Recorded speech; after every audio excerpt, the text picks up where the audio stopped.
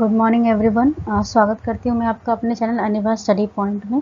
तो दोस्तों आज हम पढ़ने वाले हैं inequalities in ancient medieval and modern education. Inequalities का मतलब होता है असमानता, और एंशिएंट मेडिएवल और मॉडर्न जो पीरियड है, हिस्ट्री का पीरियड है, जो कि प्राचीन आधुनिक जो समय था, तो उसमें हमारी एजुकेशन कैसी थी, इसके बारे में हम पढ़ने वाले हैं। ये कंटेम्प्रेरी इंडियन एजुकेशन का एक चैप्टर है, या एक टॉपिक है जिसको आप देख सकते हैं। और चलिए शुरू करते हैं, और आई होप आपको समझ में आए।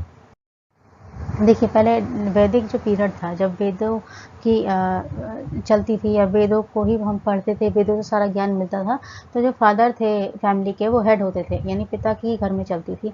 एग्रीकल्चर और एनिमल हस्बेंड्री, यानी जानवर जो पशुपालन हमारी मेन क्रिया थी, और खेती बाड़ी हमारी मेन क्रिया थी, जिस पर हम लोग निर्भर थे।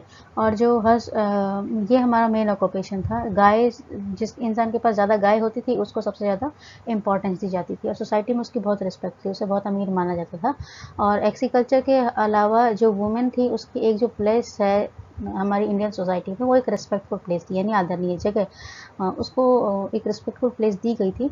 उसका कोई अनादर नहीं करता था। वो यज्ञों में पार्टिसिपेट करती थी, उनको पढ़ने का भी अधिकार था, वो वेदों का ज्ञान लेती थी, और बहुत तरीके से शिक्षा ग्रहण करती थी। वो लड़ना भी सीखती थी।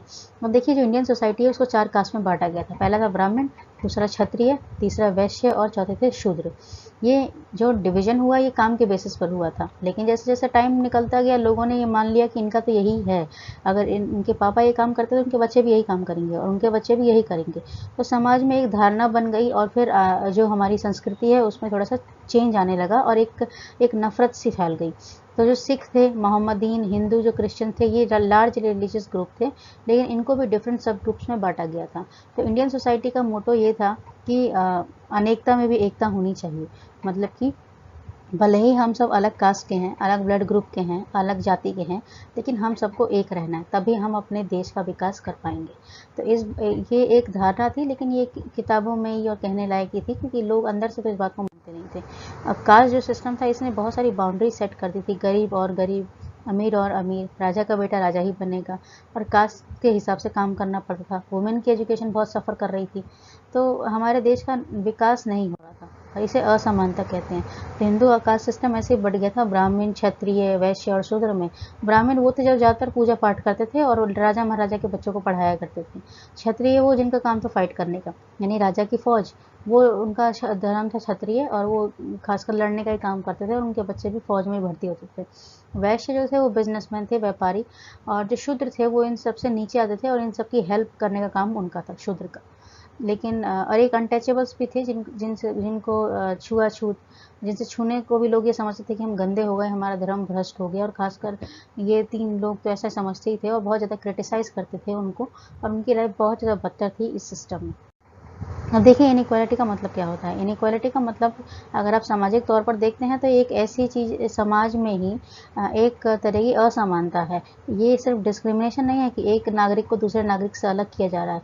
यहाँ पर आपको धर्म के बेस पर, आपकी कास्ट के बेस पर, रेस के बेस पर, सेक्स के बेस पर, आपका जन्म किस स्थान पर हुआ है, उस बेसिस पर आपको अलग किया जाएगा, भेदभाव किया जाएगा आपके साथ। अब ये देखिए, एक तरह का, ये सामाजिक तौर पर एक तरह का राक्षस है। जैसे कि अनटचेबिलिटी, छुआछूत, टाइटल ऑफ ऑनर, किसी को उपाधि दी गई है तो वो इतना उसे घमंड हो जाता था कि वो किसी को कुछ समझता ही नहीं था। एम्प्लॉयमेंट अपॉर्चुनिटी नहीं है, किसी के पास रोज़गार नहीं है। जो नियम बनाए हैं सरकार ने, उसको कोई मानता नहीं था, उन्होंने अपने नियम बना लिए, पंचायत के अपने नियम हैं। तो इस वजह से बहुत ज़्यादा असमानता थी, और बहुत लोगों की लाइफ बहुत दर्द में गुजरी थी। जो अपर सेक्शन था सोसाइटी का, वो उनके पास बहुत पैसा था, इकोनॉमिक सिक्योरिटी भी थी, तो उनकी सारी ज़रूरतें पूरी हो जाती थी। लेकिन लोअर सेक्शन को बहुत सफ़र करना पड़ता था, और बहुत भेदभाव भी झेलना पड़ता था। वो भी झेलते थे, उनके बच्चे भी झेलते थे। तो इसको असमानता कहते हैं, कि सबको समान अधिकार तो दिया ही नहीं गया है ज़िंदगी जीने का। देखिए, सोशल इनइक्वालिटी कितने टाइप की होती है। जैसे बहुत तरह की है, सोशल पर भी होती है, इकोनॉमिक भी होती है। वो हम बाद में देखेंगे, मतलब उसको हम बाद में डिटेल में समझ लेंगे। अब देखिए, एंशिएंट जो इंडिया है, यानी जो प्राचीन भारत है उसमें एजुकेशन कैसी थी। तो एंशियंट पीरियड में जो इंडिया की हिस्ट्री है उसको हम जानते हैं, हमने तक्षशिला यूनिवर्सिटी का नाम सुन रखा है जो 7th सेंचुरी BC में बनाई गई थी, और गुरुकुल्स का नाम सुना है, आश्रम का सुना है, परिषद जो कि स्कॉलर्स पंडित गुरु चलाया करते थे। और बुद्धिस्ट पीरियड में हमने यूनिवर्सिटी ऑफ नालंदा को सुना है जो कि बिहार में पटना में देखने को मिलती है। अब वो जल गई है, लेकिन पहले सबसे पहले यूनिवर्सिटी हुई थी और वर्ल्ड के बच्चे वहाँ पढ़ने आते थे। वल्लभ भाई गुजरात में मिलती है, विक्रमशिला बंगाल में, शारदा कश्मीर में और कांची मद्रास में। ये वो यूनिवर्सिटीज़ है जो उस टाइम की यूनिवर्सिटी, प्राचीन भारत की यूनिवर्सिटी जिसमें बच्चे पढ़ने जाते थे। तो एजुकेशन जो ब्राह्मिक एज में वो कैसी थी, इट वॉज डिफरेंट फ्रॉम वैदिक। वैदिक एजुकेशन से ये एजुकेशन अलग थी। कैसे? ब्राह्मिक एजुकेशन में एजुकेशन दी जाती थी कि आपकी ज़िंदगी कैसी होनी चाहिए। एजुकेशन को ऑर्गेनाइज किया गया था। गुरुकुल सिस्टम में तो बच्चों वहीं रहते थे और उनको सब कुछ का ध्यान रखा जाता था कि ट्रेनिंग वहीं पर हो, पढ़ाई भी वहीं पर होना है, उनको सफाई का काम भी वहीं करना है, वो सब कुछ वहीं पर करते थे, अपने घर बहुत टाइम बाद जाते थे। तो ब्राह्मिक एज में और उनको धर्म कर्म के बारे में बहुत ज़्यादा पढ़ाया जाता था।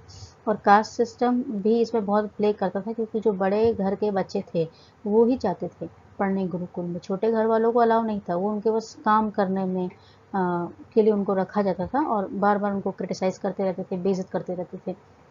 और काफ़ी टाइम हुआ तो उनके मन में भी ये बैठ गया कि हाँ ऐसा ही है, हमारे भाग में यही लिखा है, हमारी किस्मत में यही लिखा है और हमें यही करना है। तो गुरुकुल में एजुकेशन कुछ इस तरीके से दी जाती थी। एक गुरु होते थे, वो रहते भी बड़े वैसे नेचर में रहा करते थे, कभी वो बिल्डिंग्स वगैरह में नहीं रहते थे, कुटिया वगैरह बना के। जीवन उनका बड़ा सिंपल था और बच्चों को भी सिंपलिसिटी ही सिखाते। वो उनको ये सिखाते कि आप समाज का उद्धार करो, लेकिन कास्ट को लेकर बड़े पर्टिकुलर थे कि बड़े कास्ट के बच्चे ही उनके पास पढ़ेंगे, छोटे कास्ट वालों को वो हटा देते। क्योंकि जैसे हमने महाभारत देखी है तो उसमें हमने द्रोणाचार्य को देखा था। द्रोणाचार्य ने आई थिंक एक बच्चा था जिसको, वो आदिवासी बच्चा था जिसको उन्होंने शिक्षा देने से मना कर दिया था। उनका ये मानना था कि ये दूसरी जाति का है, आदिवासी है और मैं इसे राजा महाराजा के बच्चों के साथ एजुकेशन नहीं दूंगा। और उन्होंने कर्ण को अर्जुन के बराबर मानने से भी मना कर दिया था, क्योंकि वो चाहते थे कि अर्जुन ही एक धनुधर बने और कर्ण जो है वो एक सारथी पुत्र है। बाद में हालांकि पता चला कि वो कुंती के ही पुत्र थे, लेकिन पहले ये था कि वो सारथी पुत्र हैं और सारथी की जो कास्ट है वो हमसे, क्षत्रिय से नीचे है, तो क्षत्रिय का बेटा ही आगे होना चाहिए। तो ये द्रोणाचार्य की सोच थी। तो उन्होंने अर्जुन को टैलेंटेड तो बनाया, लेकिन एक कहीं ना कहीं एक ये जो कास्ट वाले सिस्टम को बढ़ावा देकर एक गलती कर दी, एक तरीके से अपनी इमेज नेगेटिव कर दी। वो अच्छे टीचर थे, लेकिन उनकी सोच में भी एक तरीके से विभिन्नता थी, डाइवर्सिटी थी, तो ये चीज़ अच्छी नहीं थी कहीं ना कहीं। अब वुमेन एजुकेशन का स्टेटस क्या था प्राचीन भारत में? तो जो अकॉर्डिंग टू, अगर आप वेद को देखते हैं तो वुमेन की प्लेस बड़ी रिस्पेक्टफुल है। उनके हिसाब से वुमेन को अपॉर्चुनिटी दी गई थी, वुमेन को, कि आप नॉलेज गेन करिए, यानी पढ़ाई करिए, वेद पढ़िए, सारे कोर्स करिए। और जो ब्राह्मण की लड़कियां थी उनको वैदिक लोर, क्षत्रिय की लड़कियों को लड़ना सिखाते थे और तीर धनुष चलाना सिखाते थे। वैदिक पीरियड में फेमस वुमेन थी जैसे कि मैत्री, गार्गी, घोष, लोपामुद्रा। ये जो कुछ लोग थे जो वैदिक जो ग्रंथ है उनको बहुत अच्छे से समझते थे, पढ़ते थे। और जो वुमेन थी एंशियंट पीरियड में, वो नॉलेज, शास्त्रों की नॉलेज लेती थी। वो जैसे कॉम्पिटिशन्स होते थे जिनमें शास्त्रों के ऊपर बहस हो रही होती थी और तर्क वितर्क होते थे, तो वहाँ पर वो पार्टिसिपेट करती थी, डिस्कशन में पार्टिसिपेट करती थी और मेंस से ज़्यादा एक्सीलेंट थी, उनका दिमाग बहुत अच्छा था, तो वो तर्क वितर्क करने के लिए भी आती थी। तो वहाँ पर हम सुनते हैं इनको। तो वुमेन का एजुकेशन वैदिक पीरियड में वो इन्जॉय करती थी, यज्ञों में पार्टिसिपेट करेंगे, उनको फ्रीडम है, जीवन जीने की आज़ादी है, आप जिसको, आपको जैसा जीना है वैसा जीजिए। और वो अपनी राय भी रख देती थी और उनकी राय को माना जाता था। और वो अपनी टीम की खुद लीडर हुआ करती थी और सारे जहाँ जहाँ मेल पार्टिसिपेट करते हैं वहाँ वो भी पार्टिसिपेट करती थी। और ऋग्वेद सोसाइटी के हिसाब से तो सोसाइटी बड़ी फ्री सोसाइटी थी हमारी। देखिए इनइक्वालिटी का एंशिएंट पीरियड में क्या असर दिखा है। तो पहले तो इन्होंने फ़िलासफ़ी पर बहुत प्रभाव डाला, फ़िलासफ़ी पर यहाँ पर, और कोऑर्डिनेशन की कमी बहुत नज़र आई। शूद्र जो थे उनको तो एजुकेशन लेने का अधिकार ही नहीं दिया। एजुकेशन अगर हो रही है तो कुछ लोगों की हो रही है, सबकी नहीं हो रही। तो इस बात पर भी ये रहा कि मतलब कुछ लोगों को नेगलेक्ट किया गया है। आर्ट और हैंडीक्राफ्ट की कमी महसूस हुई है। रिलीजन ने डोमिनेट कर दिया, जैसे हिंदू धर्म है उसने डोमिनेट किया, मुस्लिम धर्म वालों को थोड़ा सा लो होना पड़ा, क्रिश्चियन धर्म वालों को थोड़ा सा लो होना पड़ा, क्योंकि हिंदू धर्म के लोग ज़्यादा थे। Get back of worldly prosperity, शब्दों से ही किसी की रिस्पेक्ट मानी जाती थी, कर्मों से कम, और शास्त्रों में विश्वास कम था। तो ये कुछ असमानताएं देखने को मिली हैं एंशिएंट पीरियड में। अब देखिए एजुकेशन मेडिएवल पीरियड में कैसे हो, ये बीच का टाइम है जो। अब देखिए मेडिएवल पीरियड में जो इंडिया में एजुकेशन है वो इस्लामिक जो धर्म है उन लोगों ने डोमिनेट कर दिया, वो इंडिया में आ गए थे। तो जब वो आए तो उस टाइम भी एजुकेशन की इम्पोर्टेंस थी, लेकिन उनकी सोच थोड़ी सी हमसे अलग थी। वो पैसों को लेकर पोसेसिव थे। उन्होंने कुरान में लिखा भी है कि एक चाइल्ड को एजुकेट कर दीजिए, मतलब किसी को आप सोना देते हैं तो उससे बेटर है कि आप एक बच्चे को एजुकेट करिए, क्योंकि वो समाज का विकास करता है। तो इन एजुकेशन की इंपॉर्टेंस तो वो भी समझते थे। नॉलेज की वजह से एक मैन को सक्सेस मिलती है, उनका ये मानना था, और खुशियाँ भी मिलती है और स्वर्ग में जगह भी मिलती है। तो एजुकेशन रिसीव करना एक तरह का वरदान है, और एजुकेशन एक नोबल कहते हैं ना, एक अच्छा कर्म का फल है। तो मुस्लिम के हिसाब से नॉलेज होती है वो हमारी बेस्ट फ्रेंड है। और नॉलेज को जो इंसान है वो अपनी जन्म जब हमारा होता है तो जन्म के झूले से लेकर जो हमारी ग्रेव है, कब्र है, तब तक हम लोग सीखते हैं तो, और गेन करते रहते हैं। तो उनका ये मानना था। हाँ, बस वो थोड़े से आए थे तो उनका कल्चर हमसे थोड़ा सा अलग था और हमें थोड़ी एडजस्ट करने में दिक्कत हो रही थी। बाकी एजुकेशन को लेकर भी वो उतने ही जागरूक थे, और वो भी प्यार से ही रहने आए थे। कुछ कमियां थी तो वो हिंदू धर्म में भी थी, और कुछ मुस्लिम धर्म में भी कमियां थी। डिस्क्रिमिनेशन वहाँ पर भी था, यहाँ पर भी था। और वो भी अपने बच्चों को पढ़ाते थे, हाँ हमारे यहाँ भी अपने बच्चों को पढ़ाया जाता था। और फीमेल की एजुकेशन पर भी सब ध्यान देते थे। मेडिएवल पीरियड में एजुकेशन में क्या कमी आई, ये देखिए। जो मॉडर्न इंडिया उसकी एजुकेशन क्या रही। जो मॉडर्न इंडिया है उसकी एजुकेशन, वहाँ पर पहले ब्रिटिश आ गए। ब्रिटिश जब आए तो उन्होंने तो पहले से सोच रखा था कि इनको पढ़ाना नहीं है, इनको अपने काम पर लगाना है।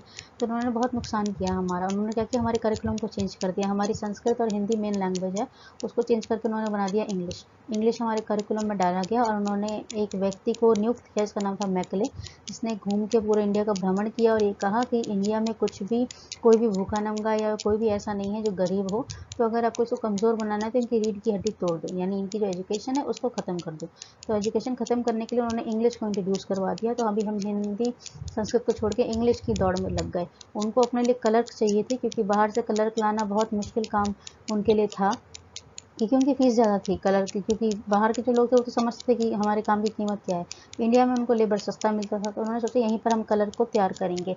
अब क्लर्क को हम तैयार तो कर रहे हैं, उनका एक मकसद और था कि जो क्लर्क तैयार होंगे वो अपने ही भाइयों को के विरोध में आ जाएंगे, उनको क्रिटिसाइज़ करेंगे और उनको अपने बराबर नहीं सोचेंगे। तो इंडिया की जो सोसाइटी है उसमें अपने आप एक नफ़रत फैल जाएगी।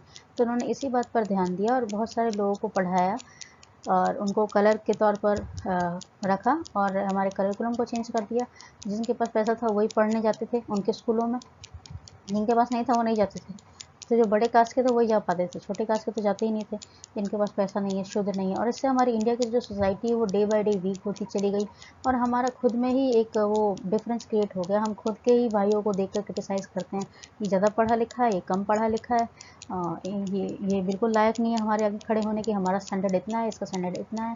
तो ये डिफरेंसेस पहले थे नहीं, लेकिन अभी ये डिफरेंसेस क्रिएट हो गए, क्योंकि हमारी जो एजुकेशन पॉलिसी है वो चेंज कर दी उन लोगों ने।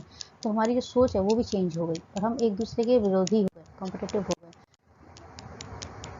अब देखिए ये जो वोट डिस्पैच का सीन है, वोट डिस्पैच में 1 लाख रुपए दिए गए थे ताकि हमारी एजुकेशन पर खर्चा हो सके।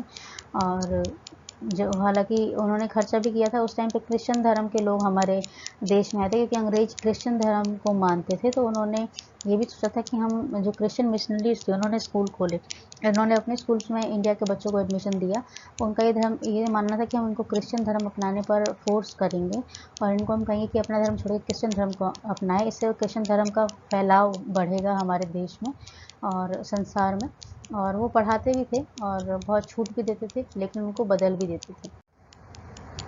तो यहाँ पर जो फादर वगैरह होते थे वो गरीबों की सेवा करते थे, और गरीबों का विश्वास उन पर बैठ जाता था कि हाँ ये हमारी सेवा कर रहे हैं, हमें खाने को दे रहे हैं, हमें पढ़ा रहे थे। तो यही हमारे जन्मदाता है, क्योंकि हमारे लोगों ने तो हमें दिया ही नहीं ऐसा कुछ।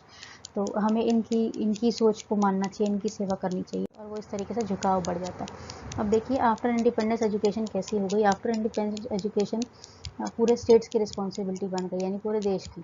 सेंट्रल गवर्नमेंट जो कोऑर्डिनेट कर रही थी स्टेट गवर्नमेंट के साथ, और सेंट्रल गवर्नमेंट को एक स्टैंडर्ड सेट करना पड़ गया हायर एजुकेशन का और हर एक लेवल की एजुकेशन का। ये 1976 तक चला, जब एजुकेशन एक जॉइंट रिस्पॉन्सिबिलिटी बन गई स्टेट और सेंटर की, यानी स्टेट गवर्नमेंट भी ध्यान देगी और सेंट्रल गवर्नमेंट भी ध्यान देगी इस बात। एजुकेशन जो इंडिया की है वो दोनों कैटेगरीज में आती है, यूनियन गवर्नमेंट में भी और स्टेट गवर्नमेंट में भी। ये दोनों की रिस्पॉन्सिबिलिटी है कि यूनियन भी इस बात पर ध्यान दे और स्टेट भी दे। पहले बहुत सारे आर्टिकल है इंडियन कॉन्स्टिट्यूशन में जिसमें लिखा गया है कि एजुकेशन फंडामेंटल राइट है, और जो इंडिया की बहुत सारी यूनिवर्सिटीज़ हैं वो इस बात पर ध्यान देती हैं कि इस रिस्पॉन्सिबिलिटी को स्टेट भी निभाएगा और यूनियन गवर्नमेंट भी। इंडिया ने बहुत प्रोग्रेस किया है एजुकेशन में, खासकर प्राइमरी लेवल पर और अटेंडेंस लेवल पर। लिटरेसी बढ़ी है इंडिया में, और 2/3 पॉपुलेशन जो इंडिया की है वो आज शिक्षित है। तो वो इसलिए क्योंकि जॉइंट रिस्पॉन्सिबिलिटी बन गई है और दोनों इस बात पर ध्यान देते हैं कि इंडिया एजुकेट हो, इंडिया में पिछड़ापन ना रहे। अब हमारे पास डाइवर्सिटी भी है, एजुकेशन भी है, मॉडर्नाइजेशन भी है, और हम आगे बढ़ रहे हैं, एक अच्छी सोच भी है। आफ्टर इंडिपेंडेंस इंडिया में जो एजुकेशन सिस्टम है वो इम्प्रूव हो गया मतलब इंडिपेंडेंस के बाद। जो इकोनॉमिक राइज है, आर्थिक स्थिति, उसमें भी विकास आया। 2011 की बात करते हैं तो वहाँ पर 1522 डिग्री कॉलेजेस इंडिया में थे, और एनुअल जो स्टूडेंट्स वो ले रहे थे वो 5,82,000 स्टूडेंट वो लेते थे, जिसमें से 1,244 तो पॉलिटेक्निक के कॉलेज थे जो कि 2,65,000 बच्चों को एडमिशन ले रहे थे। तो कंक्लूजन ये निकला कि एजुकेशन का हर एक टाइम में एक अलग ही सोचने का तरीका था एजुकेशन को लेकर लोगों का, और एजुकेशन को टाइम के हिसाब से मोल्ड किया गया। लेकिन आज कोशिश ये की जाती है कि सबको बराबर एजुकेशन मिले, सभी लोग शिक्षित हों, सबका विकास हो, और हमारी सरकार इसी बात पर ध्यान देती है। तो सर्व शिक्षा अभियान या बहुत सारे अभियान हमारे देश में चलाए गए हैं जिसमें हर एक वर्ग का बच्चा पढ़ सकता है फ्री ऑफ कॉस्ट, और उसको जॉब भी मिलती है। सरकार उसको शिक्षा जब दे रही है तो वो उसको पहचानती भी है, उसको आगे की तरफ मोटिवेट भी करती है, स्कॉलरशिप भी देती है। तो सबका मकसद ये है कि विकास हो हमारे देश का। और 6 से 14 साल के बच्चों की तो एजुकेशन कंपलसरी कर दी गई है, सेकेंडरी और हायर सेकेंडरी एजुकेशन भी कंपलसरी कर दी गई है। तो ये सब इस बात को ध्यान में रखा जाता है कि हमारे देश का विकास हो, और कोई मकसद नहीं है। तो आई होप आपको समझ में आया हो, और please share, subscribe and like करें। नहीं पसंद आ रहा तो कमेंट करके बताएं, हम चेंजेस करेंगे, सुधारेंगे अपने आप को। थैंक यू वेरी मच, और आपका दिन अच्छा हो। बाय।